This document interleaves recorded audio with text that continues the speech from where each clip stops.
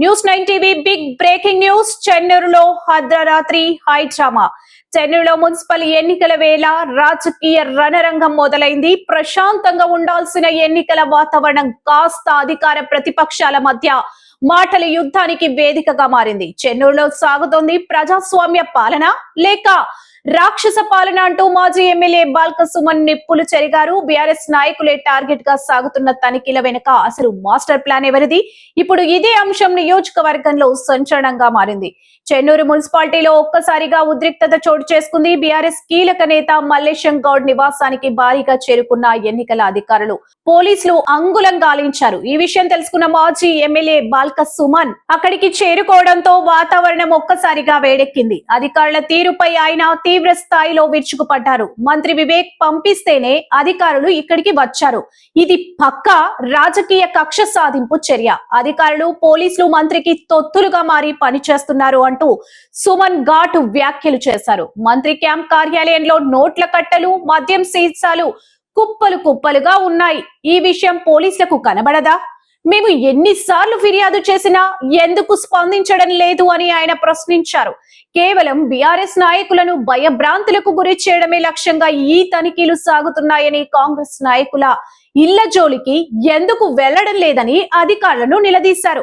ఒకవైపు బాల్క సుమన్ ప్రశ్నల వర్షం కురిపిస్తుంటే మరోవైపు పోలీసుల సమాధానం చెప్పలే నీళ్లు నమలడం చర్చనీయాంశమైంది. ఎమ్మెల్యే క్యాంప్ కార్యాలయాన్ని తనిఖీ చేసే దమ్ము అధికారులకు ఉందా అని బీఆర్ఎస్ శ్రేణులు నిలదీస్తున్నారు.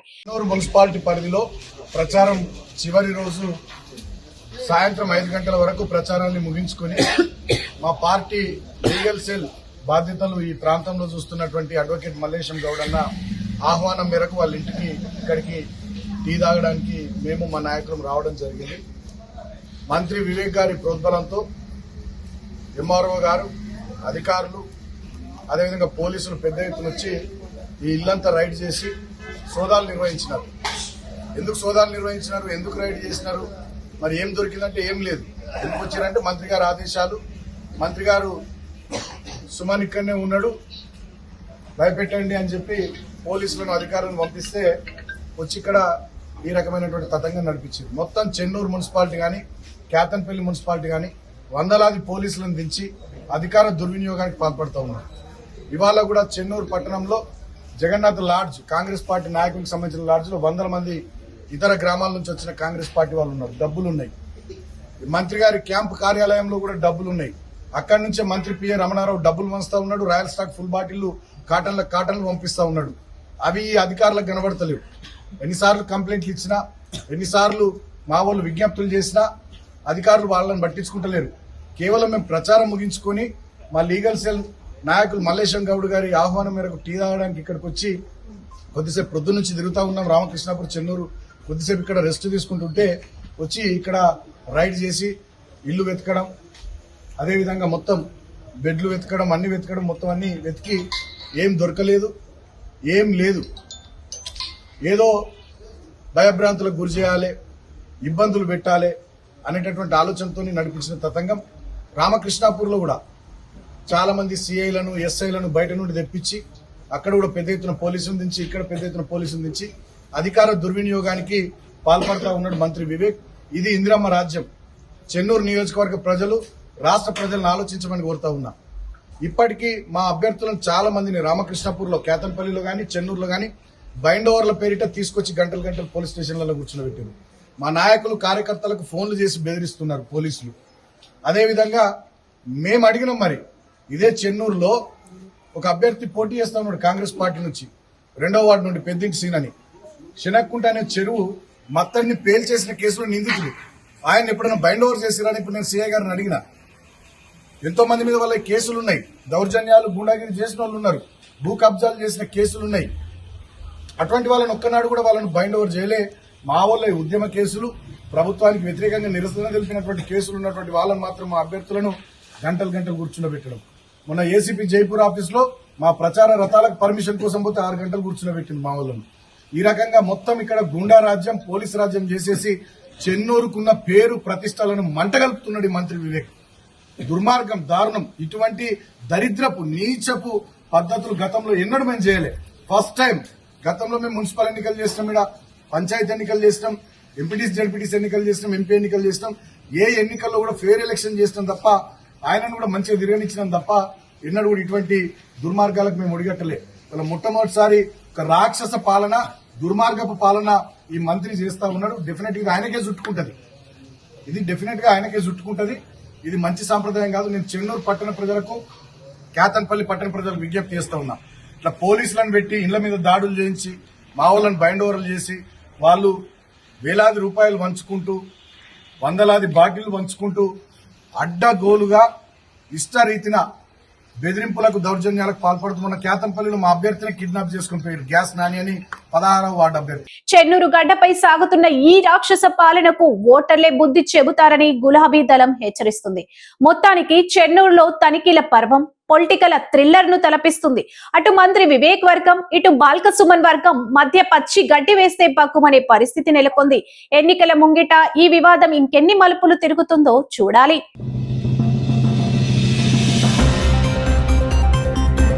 ఖానాపూర్ పాలిటెక్నిక్ లో తడిబట్టల సవాల్, సెగలు పుట్టిస్తున్న ఇంటిగ్రేటెడ్ స్కూల్ వివాదం. ఖానాపూర్ నియోజకవర్గ రాజకీయాలు ఒక్కసారిగా హీటెక్కాయి. ఇప్పటికైనా ప్రజలకు చెప్తున్నాము, మనకు మున్సిపాలిటీలో ఓట్లున్నాయి. ఇప్పటికైనా కాంగ్రెస్ వాళ్ళకి బుద్ధి చెప్పాలంటే ఇదే తరుణం మనకు వచ్చింది. తడిబట్టలతో నచ్చి ఈ గుళ్ళే వస్తున్నాడు. దానికి సవాల్ మేము ఇచ్చినాము. మేము మా గ్రూప్ తో వచ్చినాము. మాకు నమ్మిక ఉంది.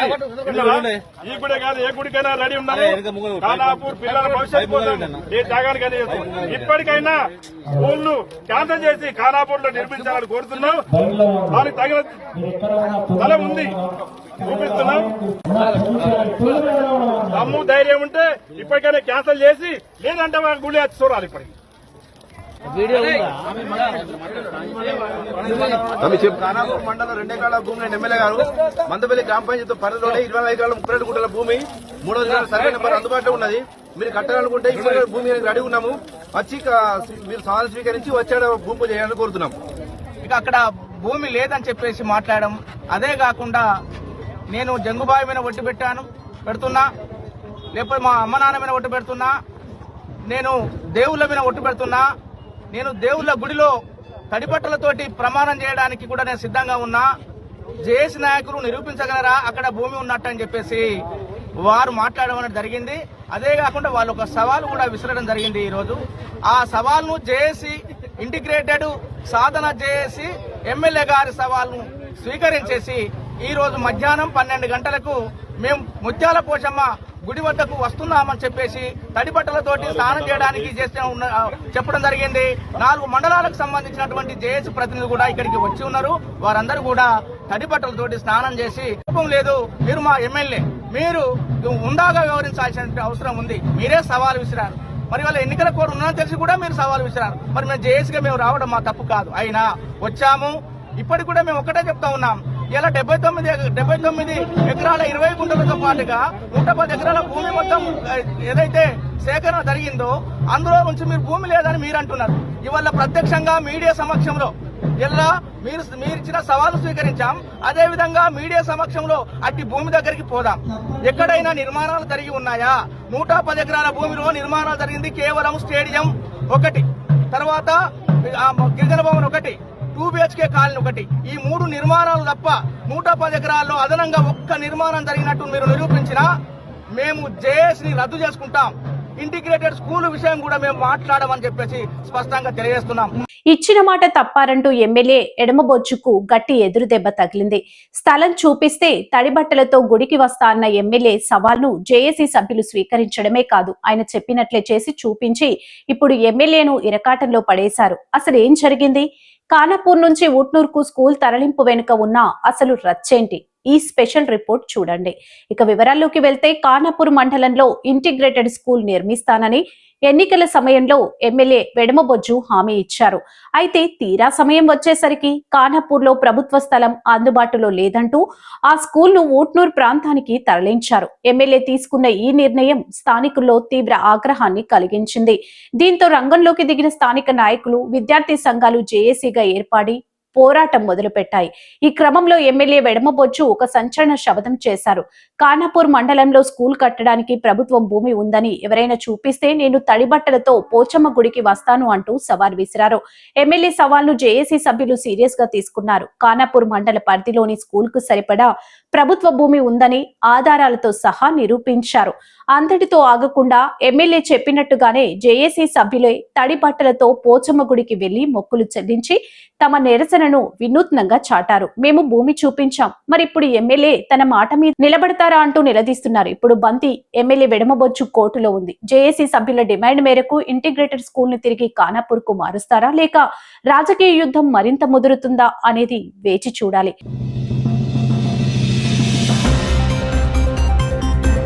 గ్రామ పంచాయతీలో కూడా మీ ఎమ్మెల్యేలు మీ నాయకులు ఇష్టారాజ్యంగా అదిరించి బెదిరించి భయపెట్టించి పోలీసులతో నామినేషన్ ఉపసంహరించేశారు, ప్రచారం చేయకుండా అడ్డుకున్నారు. ఇప్పుడు బీజేపీ గుర్తు మీద పోటీ చేస్తున్నటువంటి ఈ ఎన్నికల్లో కాంగ్రెస్ పార్టీ అనేక మున్సిపాలిటీలలో దౌర్జన్యాలు చేసింది. మక్తల్లో కూడా ఇదే విధంగా గత 10-15 రోజులుగా ఎరుకల మహాదేవప్పను పోటీ చేయకూడదని, టికెట్ ఇచ్చిన తర్వాత నామినేషన్ ఇచ్చిన తర్వాత ప్రచారం చేయకూడదని నిన్న అక్కడ ర్యాలీ జరిగింది, అద్భుతమైనటువంటి ర్యాలీ జరిగింది.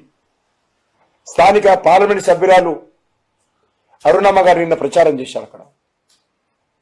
అది భయపడదు, ఎందుకంటే గతంలో కూడా మేము మున్సిపల్ చైర్మన్ ఉన్నాం. మొన్నటి వరకు కూడా ఈ యొక్క మున్సిపాలిటీల సమయం పూర్తయ్యేంత వరకు కూడా మక్తల్ మున్సిపాలిటీ బీజేపీ మున్సిపాలిటీ. ఏ రకైనా సరే అక్కడ పాగా వేయాలని ముఖ్యమంత్రి సొంత జిల్లా కాబట్టి సొంత జిల్లాలో ఎవరు గెలవకూడదనేటువంటి దుర్మార్గపు ఆలోచనతో ముఖ్యమంత్రి గారు మహబూబ్నగర్, పాలమూరు జిల్లాతో పాటు అనేక మున్సిపాలిటీలలో బెదిరింపుల కార్యక్రమానికి తెరలేపారు. నేను నిన్న గోదావరికి వెళ్ళినాను. గోదావరి కనిలో కూడా అదే పరిస్థితి, ఖమ్మం జిల్లాలో అదే పరిస్థితి. నిన్న నారాయణపేట మున్సిపాలిటీలో అదే పరిస్థితి. అనేక మున్సిపాలిటీలలో స్థానిక ఎమ్మెల్యేలు పోలీసులను పంపించడం, ఎమ్మెల్యేలు ఇంటికి పిలిపించుకోవడం, పోలీస్ జీపులలో పోటీ చేస్తున్నటువంటి అభ్యర్థులను ప్రచారం చేయకుండా బెదిరించడము, కుటుంబ యువకులైతే అమ్మాయిలైతే భర్తలను పిలిపియడము, యువకులైతే తల్లిదండ్రులను పిలిపియడము. ప్రజలలో మీకు బలం లేదు కాబట్టి, ప్రజలలో మీ పట్ల వ్యతిరేకత వస్తుంది కాబట్టి, ప్రజలు మీ పార్టీ అంటే అసహించుకుంటున్నారు కాబట్టి, మీరు హామీలు ఇచ్చి మోసం చేశారు కాబట్టి ఈరోజు ప్రజల్లో వస్తున్నటువంటి వ్యతిరేకతను కప్పిపుచ్చుకోవడం కోసం, ఆ వ్యతిరేకత నుంచి ప్రజల దృష్టి మళ్లించడం కోసం, ఎన్నికల్లో గెలవాలనేటువంటి దుర్మార్గపు ఆలోచనతో ఈరోజు మా అభ్యర్థుల మీద ఈ రకంగా ఒత్తిడి చేస్తున్నావు కాబట్టి ఈరోజు తెల్లవారుదామున మక్తల్లో మా అభ్యర్థి అనుమానాస్పదంగా మృతి చెందడం జరిగింది. దీనిపైన ఉన్నత స్థాయి దర్యాప్తు జరగాలి, న్యాయ విచారణ జరపాలి. నేను రాష్ట్ర ఎలక్షన్ కమిషన్ డిమాండ్ చేస్తా ఉన్నాను. దీనిపైన న్యాయ విచారణ జరపాల్సిన అవసరం ఉంది.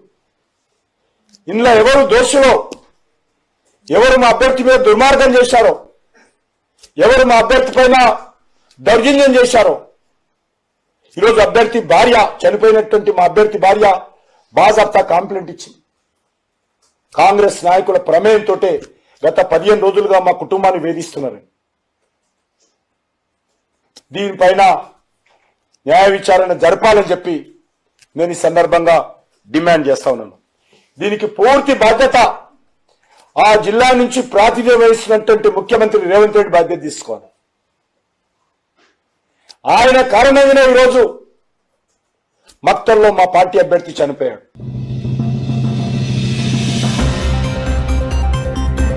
నిన్న మొన్నటి వరకు జరిగిన మున్సిపల్ బూతుల వర్షం ముగిసి చెవులకు హాయిగా ప్రశాంతంగా ఉన్నది. వడగండ్ల వాన పడిపోతే ఎంత ప్రశాంతంగా ఉంటుందో ఈ బూతుల వాన ఆగిపోవడం అంత సంతోషంగా ఉంది. ఈ పార్టీ ఆ పార్టీ అని కాకుండా ప్రతి ఒక్కరు కూడా అసలు ఇష్యూస్ పక్కకు పెట్టి ఈ తూకిత్తా అంటే తూకిత్తా అనేటటువంటి ప్రయత్నం చేసి ప్రజల వాళ్ళ యొక్క దృష్టిని మరల్చే ప్రయత్నం చేశారు. నిజంగా ఈ ప్రచార సరళి వింటే నాకేమనిపించిందంటే సర్పంచ్ ఎన్నికలు లెక్క మున్సిపల్ ఎన్నికలు కూడా పార్టీ గుర్తు లేకుండా జరిగితే బాగుంటుందేమో. ఎందుకంటే బీజేపీ జాతీయ అధ్యక్షుడు వచ్చిండు మహబూబ్నగర్కి ప్రచారానికి, కానీ ఇప్పటికి కూడా మహబూబ్ నగర్లో 2 నుంచి 3 రోజులకు ఒకసారి కూడా మంచినీళ్ళు రానటువంటి పరిస్థితి ఉన్నది. కానీ ముఖ్యమంత్రి గారు ఆ విషయం మాట్లాడలేదు, బీజేపీ జాతీయ అధ్యక్షుడు గారు ఆ విషయం మాట్లాడలేదు. మహబూబ్ నగర్లో ఒక 30 ఏళ్ళ కిందనే 3 సిటీ బస్సులు తిరిగేటి, ఊరంతా తిరిగేది, పొద్దంతా తిరిగేది, ఆటోలకు ఇబ్బంది లేకుండా మంచిగా ప్రజలు బస్సు ఎక్కి పబ్లిక్ ట్రాన్స్పోర్ట్ వాడుకునే పరిస్థితి ఉండే. ముఖ్యమంత్రి గారు ఆ విషయం ఎప్పుడు మాట్లాడారు. అట్లనే మహబూబ్నగర్లో ఉండే బస్ స్టాండ్ ఉంటుంది, అది మహబూబ్నగర్ అని కాదు నేను అనేది, ప్రతి మున్సిపాలిటీలో ప్రతి మున్సిపల్ కార్పొరేషన్లో కూడా బస్ స్టాండ్లు కూడా బాగలేవు. ఇక గవర్నమెంట్ స్కూళ్ళు మున్సిపాలిటీలలో ఉన్నాయైతే కేవలం ప్రైవేట్ స్కూళ్ళకు విద్యార్థులను పంపించడానికి ఉన్నట్టుగా ఉంటాయి తప్పితే ఎందుకు కూడా అవి పనికిరావు. పిల్లలు తక్కువ, పంతులు ఎక్కువ ఉంటారు. చాలా విచిత్రమైన పరిస్థితి ఉంటుంది పట్టణాలలో ఉన్న గవర్నమెంట్ స్కూల్స్. అదేవిధంగా బస్తీ దవాఖానాలు, వాటి మీద నేనైతే ముఖ్యమంత్రి గారు మున్సిపల్ మంత్రి అయినప్పటి నుంచి ఇప్పటి వరకు కూడా ఎన్నడూ బస్తీ దవాఖానాల మీద రివ్యూ చేసిన పాపన పోలేదు, కనపడలేదు. దారుణంగా ఉన్నాయి బస్తీ దవాఖానాలు. కనీసం ఒక గోళీ కూడా లేనటువంటి పరిస్థితి, డాక్టర్లు లేనటువంటి పరిస్థితి ఉంది. ఆ ఇష్యూ మీద డిస్కషన్ జరగలేదు. అట్లనే అన్నిటికన్నా మేజర్ ఇష్యూ ఇవాళ డ్రైనేజ్ది. చెత్త గుట్టలుగా చెత్త పేరుకపోయింది ప్రతి మున్సిపాలిటీలో, ప్రతి మున్సిపల్ కార్పొరేషన్లో. దాని గురించి మాట్లాడారు. మొన్న మేము ముఖ్యమంత్రి గారి సొంత జిల్లా ఆమన్గల్ పోతే పట్టణంలో చెత్త గుట్ట ఉన్నది, దాన్ని తీసేయమని ఆ ఎమ్మెల్యే గారు రిక్వెస్ట్ చేస్తున్నారు, మాలాంటి వాళ్ళం రిక్వెస్ట్ చేసినాం. ఇంతవరకు కనీసం పట్టణంలో పట్టింపు లేనటువంటి పరిస్థితి ఉంది. అంటే అసలు అంశాలన్నీ పక్కకు పెట్టి మరి కేవలం ఎన్నికల్లో పార్టీలను తిట్టుకోవడం, వ్యక్తులను తిట్టుకోవడం ప్రచారాలు జరిగినాయి. ఇంకా అన్నిటికన్నా ఎక్కువ మున్సిపాలిటీలలో రిటైర్డ్ ఎంప్లాయీస్ చాలామంది ఉంటారు. మనం కరీంనగర్లో మొన్న చూసినాం, రిటైర్డ్ ఎంప్లాయీ ఒకరు బోర్డు పెట్టారు, మమ్మల్ని నాయకులు ఓట్లు అడగకండి, మాకు ఇంతవరకు రిటైర్మెంట్ బెనిఫిట్లు రాలేదు అని. నిజంగా పట్టణాలలో ఉండే బుద్ధిజీవులను నేను అప్పీల్ చేస్తూ ఉన్నాను, దయచేసి మంచి వాళ్ళని ఎన్నుకోండి. ఈ పార్టీ ఆ పార్టీ అని కాదు, వస్తే హంగ్ వస్తుంది మున్సిపాలిటీ, ఇబ్బంది ఏం లేదు. ఎందుకంటే మున్సిపాలిటీలో ఒక దగ్గర బీజేపీ బీఆర్ఎస్ దోతి చేస్తున్నారు, ఒక దగ్గర బీజేపీ కాంగ్రెస్ కలిసి ప్యానెల్ చేస్తున్నారు, రకరకాల అరేంజ్మెంట్స్లో ప్యానెల్స్ అవుతున్నాయి, నష్టమేం లేదు. మంచి వాళ్ళని ఎన్నుకోండి దయచేసి. అవకాశం ఉన్న కాడ మా సింహం గుర్తు మీద నిలబడ్డోళ్ళకు అక్కడ కూడా ఓట్లేయండి. ఎందుకంటే మున్సిపల్ ఎన్నికలు అంటే లోకల్ ఇష్యూస్ మీద డిస్కషన్ జరగాలి, లోకల్ పని చేసే వాళ్ళు కావాలి. కాబట్టి నేను మిమ్మల్ని అప్పీల్ చేస్తూ ఉన్నాను. ఇక విచిత్రమైన విషయం ఏంటంటే కాంగ్రెస్ ప్రభుత్వం వచ్చినప్పటి నుంచి ఇప్పటి వరకు ఇన్ని మున్సిపాలిటీలు ఉంటే, ఇప్పుడు ఎన్నికలకు పోతున్నాయి 116 మున్సిపాలిటీలు, 7 కార్పొరేషన్లు ఉంటే కేవలం ఒకే ఒక్క మున్సిపాలిటీకి అండర్ గ్రౌండ్ నిధులు మంజూరైనాయి. గెస్ చేయండి ఏ మున్సిపాలిటీ అయి ఉంటుంది అది? ముఖ్యమంత్రి గారికి గుంటనక్క గారికి ఉన్న సంబంధంతో కేవలం సిద్దిపేటకు మాత్రం అండర్ గ్రౌండ్ డ్రైనేజ్ మంజూరైంది. అంటే ఏందన్నట్టు ఇది? కాంగ్రెస్ ప్రభుత్వం ఉన్నా వారికే పనులు అవుతాయి, బీఆర్ఎస్ ప్రభుత్వం ఉన్నా వారికే పనులు అవుతాయి. చాలా వెరైటీగా ఉంది ఇది. నేను ప్రజలకు తెలవాలని చెప్తా ఉన్నా. సరే, సిద్దిపేటలో ఎన్నికలు లేవులే కానీ మంజూరు మాత్రం ఆ ఒకటే చోట అయింది. దీని సంగతి ఏందో, దీని ఆంతర్యం ఏందో మరి ముఖ్యమంత్రి గారే మనకు చెప్పాలి.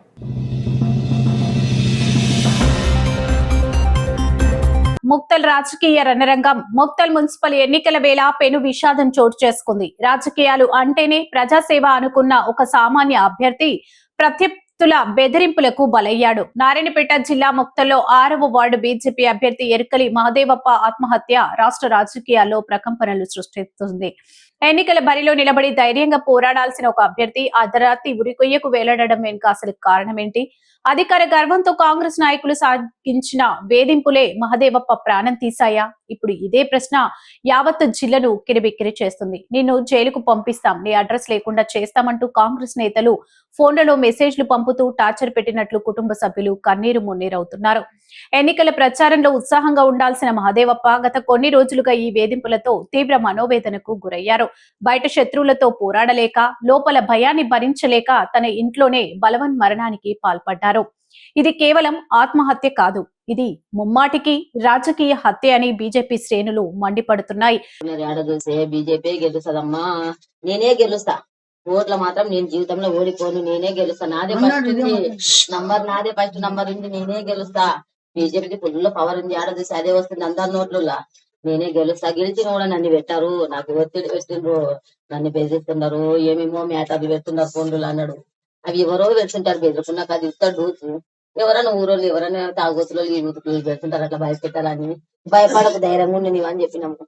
లేదమ్మా మీకు తెలిసే కథ కాదు తల్లి, రాజకీయాల గురించి మనకు తెలియదు, మనం ఎవరిని చెడ్డోళ్ళం కాదమ్మా.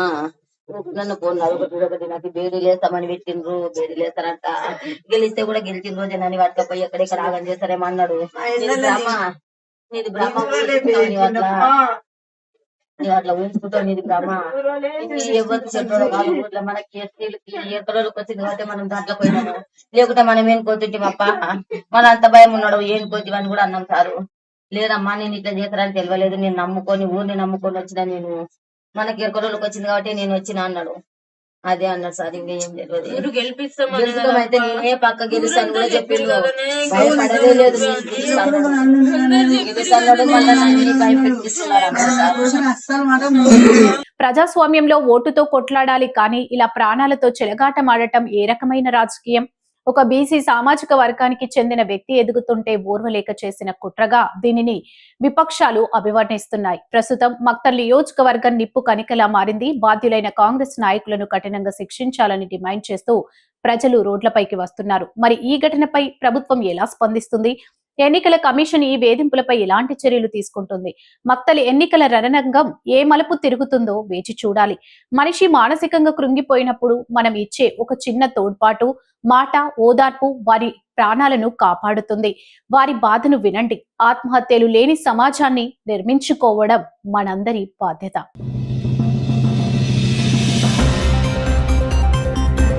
శ్రీశైలంలో భక్తులపై పోలీసుల ప్రతాపం. శ్రీశైల క్షేత్రం ఆ పరమశివుడు కొలువైన పుణ్యధామం. కానీ నేడు ఆ పవిత్ర క్షేత్రం పోలీసుల లాఠీ దెబ్బలతో, భక్తుల ఆర్తనాదాలతో దద్దరిల్లిపోతుంది.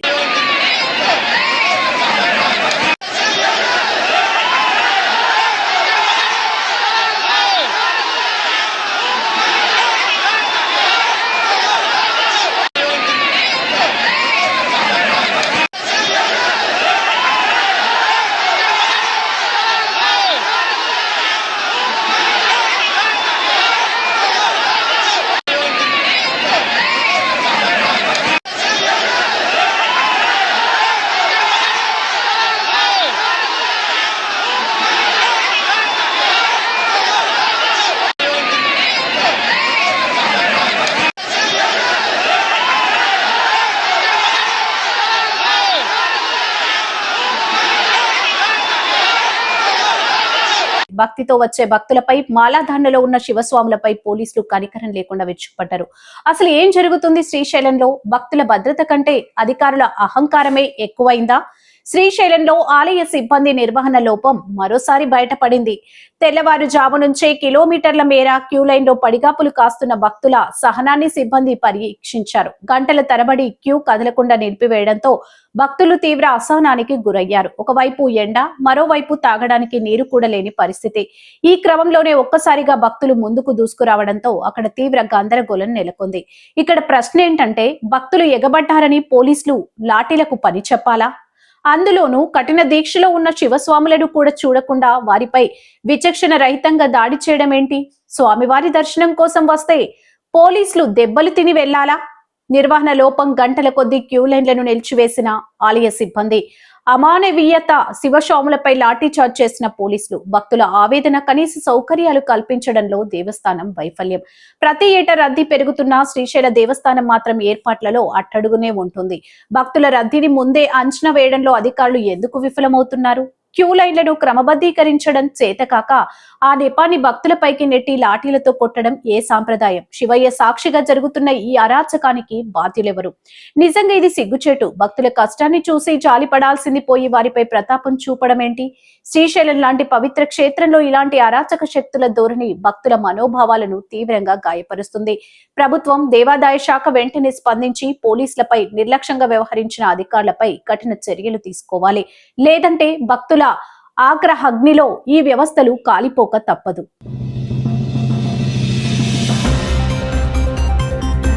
తెలంగాణలో మున్సిపల్ పోర్ మొదలైందో లేదో అప్పుడే అక్రమ పర్వం పతాక స్థాయికి చేరింది. జగిత్యాల జిల్లాలో అధికార పార్టీకి చెందిన ఒక కాంగ్రెస్ అభ్యర్థి ఇంట్లో మద్యం ఏరులై పారుతుంది.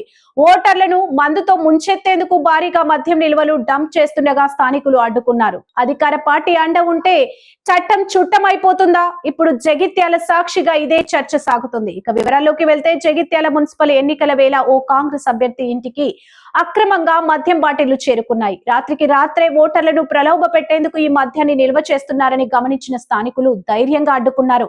ఇది ఎన్నికల నియమావళిని తుంగలో తొక్కడం కాదా? ఎలక్షన్ కమిషన్ నిబంధనలు కేవలం ప్రతిపక్షాలకేనా? అధికార పార్టీకి వర్తించవా? జగిత్యాల సాక్షిగా జరుగుతున్న అక్రమ మద్యం దందాపై ఉన్న అధికారులు స్పందిస్తారా? లేక ఓటర్లారా ఆలోచించండి, మీ ఓటును మద్యంతో కొనాలనుకుంటున్న నాయకులకు మీరిచ్చే సమాధానం ఏంటి? ये शराब की बाटला है ना मंसूर? मोहसिन भाई, हाँ आप अपना काम कर लो। हाँ मैं कर रहा हूँ, बस कर मुझसे भी कुछ भी नहीं होता, जो हुआ वो देख लेता हूँ। ठीक है प्लीज रिक्वेस्ट चले जाओ आप। नहीं मैं क्या बता ये ये रोड चले जाओ। ये रोड है ये मोहसिन भाई प्लीज चले जाओ। ये रोड है वो रो भैया, चले जाओ। ये रोड है वो मैं रोड। रिस्पेक्टेडली बोल रहा हूँ भैया, मैं इलेक्शन लड़ रहा हूँ। क्या मारते? नहीं भैया, मैं आपको इज्जत कर दूं भैया, मार रहे? मेरे को डिस्टर्ब न कर। नहीं आप निकाल लो वीडियो, मार दे। मेरे को कुछ मैं निकाल लो वीडियो। ये शराब कहीं को मंगाए बाबा? अरे भाई ये इलेक्शन मुसलमानों के घर में शराब का क्या नहीं काम बनती है? मुसलमानों के घर में, शराब का दुश्मनी क्या जाती। शराब का क्या काम अरे है? आप रहमानी बात नको करो। क्या शराब का क्या काम है यार? आप अगर चाह रहे कुछ चीज तो इसके बाद शराब का क्या काम है मंसूर? चले जाओ। रहमान इधर आ।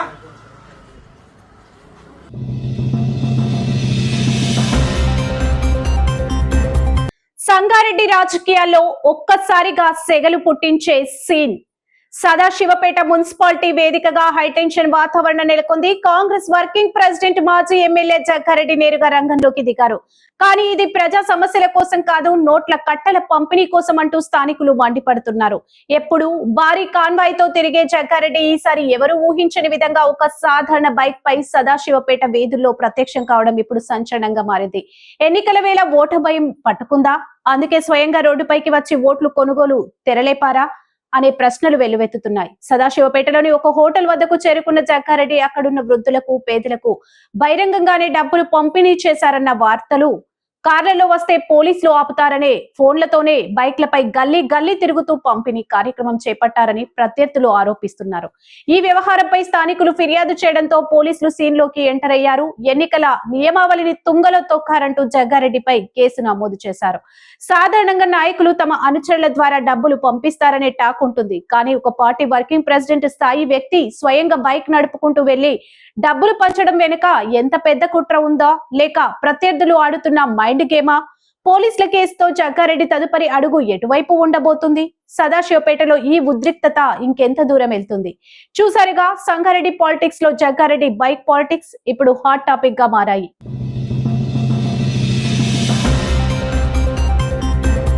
ప్రచారం గడువు ముగియడంతో ఎన్నికల కమిషన్ నిబంధనలను కఠినతరం చేసింది. ఇందులో భాగంగా నిర్మల్ జిల్లా బైన్సాలో మద్యం విక్రయాలపై ఆబ్కారీ శాఖ ఉక్కు పాదం మోపింది. దీనికి సంబంధించిన మరిన్ని వివరాలు మా రిపోర్టర్ ఎస్కే ముక్తార్ అందిస్తారు.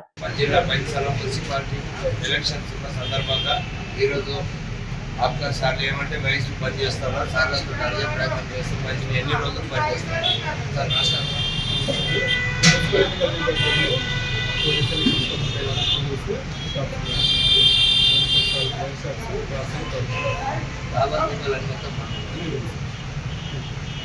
బైన్సాలో వైన్ షాపుల మూసివేత. నిర్మల్ జిల్లా బైన్సా పట్టణంలో మున్సిపల్ ఎన్నికల నేపథ్యంలో మద్యం దుకాణాలను అధికారులు మూసివేయించారు. రాష్ట్ర ఎన్నికల కమిషనర్ ఆదేశాల మేరకు పోలింగ్ సజావుగా సాగేందుకు ఈ నిర్ణయం తీసుకున్నారు. అబ్కారీ శాఖ సిఐ నజీర్ హుస్సేన్ స్వయంగా రంగంలోకి దిగి బైన్సా పరిధిలోని వైన్ షాపులు, బార్ అండ్ రెస్టారెంట్లు మరియు కళ్ళు దుకాణాలను మూసివేయించారు.